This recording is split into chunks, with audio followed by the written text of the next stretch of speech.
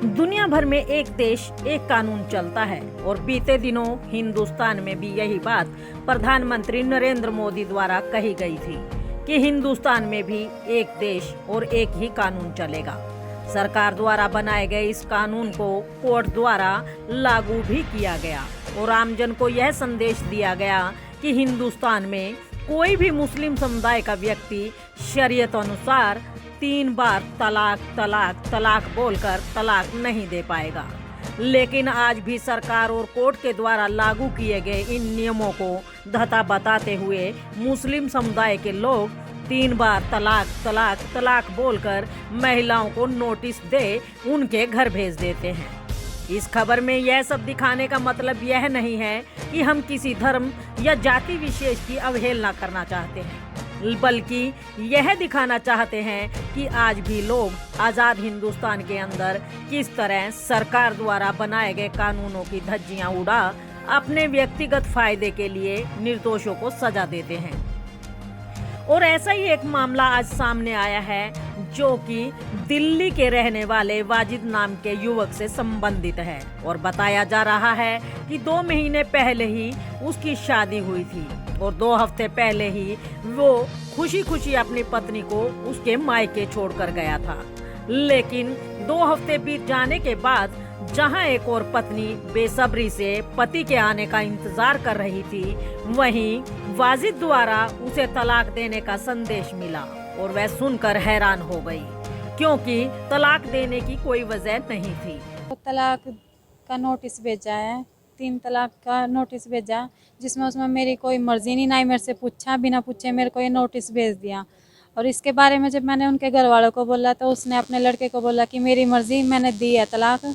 और 2 के सामने ये तलाक दिया है, वो भी बोल रहा है कि इसमें उसका भाई भी शामिल है और मैं भी शामिल हूँ। खुद मेरे पास उनकी रिकॉर्डिंग भी है जिन्होंने मेरे को बोला कि ये तेरे को तलाक दे रखी है।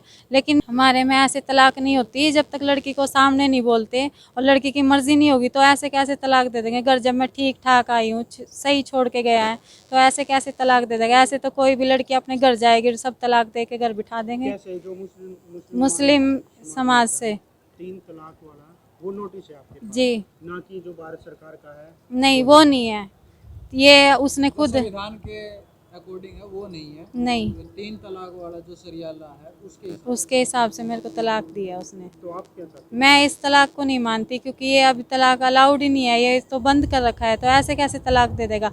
और ये शरीयत के हिसाब से भी तलाक नहीं है जब तक वो मेरे को खुद नहीं बोलेगा और इसमें उसके परिवार वाले की और मेरे घर वालों की मर्जी नहीं होगी तो ऐसे तलाक नहीं होगा।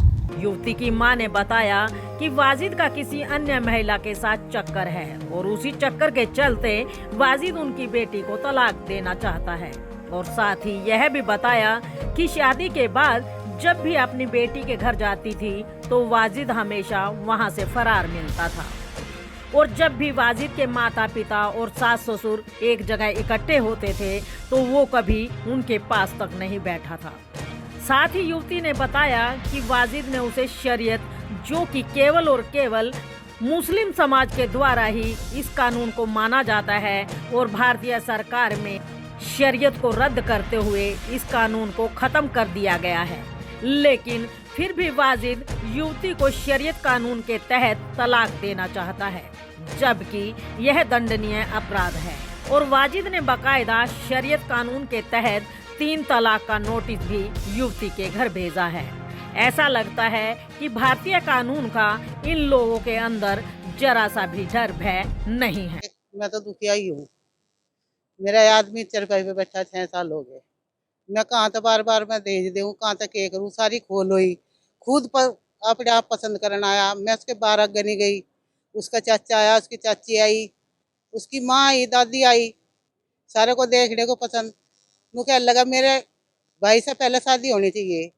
शुक्रवार को वो देखने आया, 12 का दिन छोड़ गए, इतवार को मैंने निकाह कर दिया लड़की का।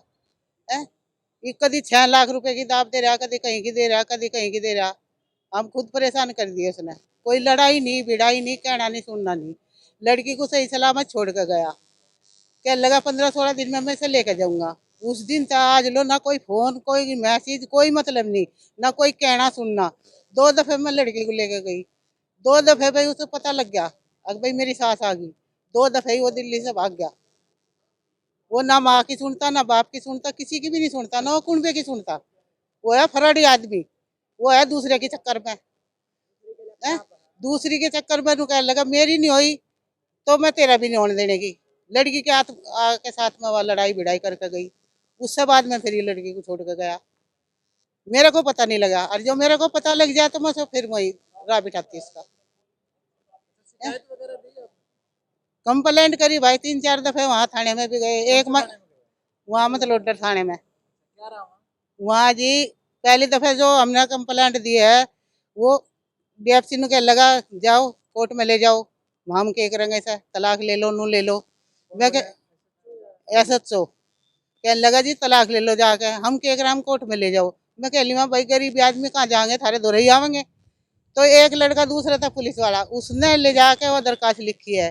उससे बाद में 3-4 दफे हम गए वहाँ, कोई हमारी सुनाई नहीं हुई। अगर जी हमने मैसेज कर रखा, हमने फुलाना कर रखा, हमने ढिकड़ा कर रखा, हमें बकाऊ चले गए।